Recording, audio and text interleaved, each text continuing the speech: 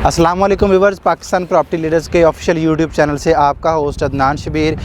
Topic जैसा कि आपने ऑलरेडी सुन लिया है, आज हम इस हवाले से डिस्कस करेंगे क्या कमर्शियल मॉल के अंदर जो है वो इन्वेस्टमेंट करनी चाहिए, और अगर आप कमर्शियल मॉल के अंदर इन्वेस्टमेंट करते हैं तो किन पॉइंट्स को जो है वो मद्देनज़र रखना चाहिए, किन पॉइंट्स को सोच कर आपको इन्वेस्टमेंट करनी चाहिए, और कमर्शियल मॉल के अंदर इन्वेस्टमेंट करनी चाहिए या नहीं करनी चाहिए। देखें, जब भी आप किसी भी कमर्शियल प्रोजेक्ट के अंदर जो है वो इन्वेस्टमेंट करते हैं तो उसके लिए सबसे अहम और सबसे फर्स्ट पॉइंट जो है, आपके पास जो अच्छी लोकेशन है वो होना बहुत ज़रूरी है। कमर्शियल प्रोजेक्ट के लिए आपकी लोकेशन जो है वो बहुत मैटर करती है। उसकी सराउंडिंग पर क्या आ रहा है, उसका मेन गेट से डिस्टेंस कितना है, या जो उसका रेजिडेंशियल जो पार्ट है वहाँ से डिस्टेंस उसका कितना बनता है, उसके सराउंडिंग पर कौन कौन सी चीज़ें आ रही हैं। तो लोकेशन जो है किसी भी प्रोजेक्ट की बहुत मैटर करती है। जितने भी रियल एस्टेट के ट्रेनर हैं या लीडर्स हैं, उनके बार बार उनकी हमें कोर्स सुनने को मिलती हैं कि किसी भी प्रोजेक्ट के कामयाब होने के लिए 3 चीज़ें जो हैं वो बहुत इंपॉर्टेंट होती हैं। नंबर 1 लोकेशन, नंबर 2 लोकेशन, और नंबर 3 भी लोकेशन। लोकेशन के बाद जो नेक्स्ट चीज़ हम डिस्कस करेंगे वो है साइज़ ऑफ प्रोजेक्ट, कि जो भी प्रोजेक्ट आप बना रहे हैं या जिस भी प्रोजेक्ट के अंदर आप इन्वेस्टमेंट कर रहे हैं, आप शॉप परचेज़ कर रहे हैं या कोई शोरूम ले रहे हैं, उस प्रोजेक्ट का साइज़ कितना है। इस प्रोजेक्ट के साइज़ का इन्वेस्टमेंट के साथ क्या ताल्लुक़ है। देखें, जितने भी बड़े ब्रांड्स होते हैं वो हमेशा बड़े साइज़ के प्रोजेक्ट में जाते हैं, छोटे साइज़ के प्रोजेक्ट में, यानी कि अगर कोई प्रोजेक्ट जो है वो बिल्कुल छोटे साइज़ का है, मेरे ख़्याल में मुझे नहीं लगता कि कोई ब्रांड उनके अंदर भी जाता है।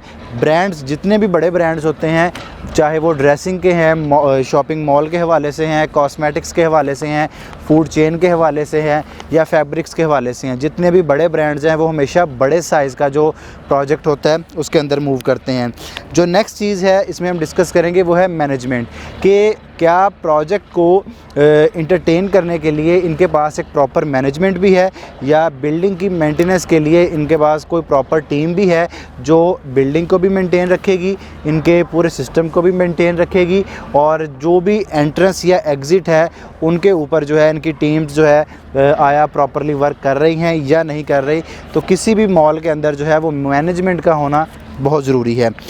नेक्स्ट और लास्ट चीज़ जो है वो इसके अंदर है इंफ्रास्ट्रक्चर, कि आप जिस मॉल के अंदर इन्वेस्टमेंट कर रहे हैं उसका इंफ्रास्ट्रक्चर किस तरह का है, ग्राउंड प्लस कितने का ये वो प्रोजेक्ट है, और उसके अंदर कौन कौन सा मटेरियल इस्तेमाल हो रहा है, लिफ्ट्स कितनी यूज़ हो रही हैं, और उसका रेजिडेंशियल पार्ट ऊपर से कहाँ से स्टार्ट होता है, मॉल कहाँ तक है, और कितने कितने साइज़ की शॉप्स उसके अंदर दी गई हैं, और जो बड़े आउटलेट्स हैं वो कितने साइज़ के हैं, आया उसके अंदर एक ही साइज़ की शॉप्स दी गई हैं या डिफरेंट साइज़ की छोटी बड़ी शॉप्स जो हैं वो दी गई हैं। तो इन चीज़ों को भी ज़रूर हमें देखना चाहिए और इनको मद्देनज़र रखना चाहिए। इन सारी बातों करने का मकसद ये है कि आज हम जिस लोकेशन के ऊपर मौजूद है, जिसका नाम Dolce mall and signature residency है, इसकी लोकेशन दिखाना आपको, इस प्रोजेक्ट की अफादियत बताना और इस प्रोजेक्ट के बारे में आपका रजू करवाना कि इसके अंदर अगर आप इस टाइम पर इन्वेस्टमेंट करते हैं तो मेरे ख़्याल में इससे बड़ा मॉल बहरिया टाउन कराची के अंदर अभी तक कोई प्रोजेक्ट जो है वो लॉन्च नहीं हुआ। अगर हम इसकी लोकेशन देखते हैं, नो डाउट एक प्राइम लोकेशन है, इम्तियाज़ मेगा मॉल है, AQ बाज़ार कंस्ट्रक्ट हो रहा है, और अगर हमारे जो बहरिया टाउन कराची के रेजिडेंट हैं जैसे कि 10A, 11A, प्रिस्टन 27 या स्पोर्ट सिटी के जितने भी लोग हैं, वो जब मेन गेट की तरफ आएंगे तो थीम पार्क क्रॉस करते वक्त सबसे पहले जब वो नीचे उतरेंगे तो डॉल्चे मॉल सबसे पहले उसकी एंट्रेंस पे आएगा। इसी तरह डोमिनियन मॉल इसके साथ बन रहा है, डोमिनियन द ग्रैंड की लोकेशन है, और बिल्कुल इसके सामने जो है वो प्रिस्टन 19 के अपार्टमेंट्स भी बनते हैं। इसलिए डॉल्चे मॉल की लोकेशन बहुत बेहतर लोकेशन है।